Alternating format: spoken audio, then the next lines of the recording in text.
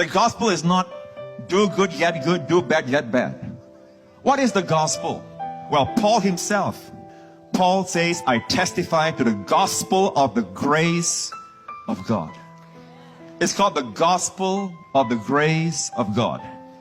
The only way that Paul describes the gospel in the New Testament, he calls it the gospel of grace and the gospel of peace.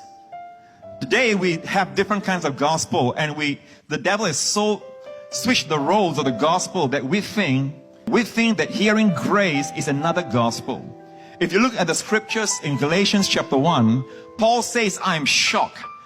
I'm surprised, you all, that you are turning away so soon from him who called you in the grace of Christ to a different gospel.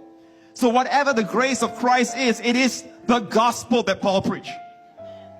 And Paul is saying, guys, I'm stunned that you are turning away from the grace of Christ to a different gospel. So what is a different gospel? Anything that is not the grace of Christ. But today is the other way around. If you preach the grace of Christ, it sounds like, and some of them are saying, this is a different gospel. But actually we are rediscovering the gospel that Paul preached. Paul says, I'm surprised, guys. You left the grace of Christ to a different gospel.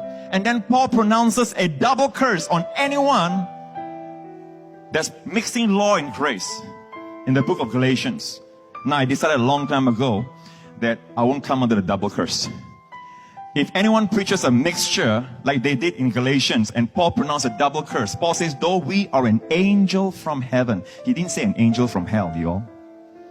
An angel from heaven. Though we are an angel from heaven, preach any other gospel unto you than what we have preached.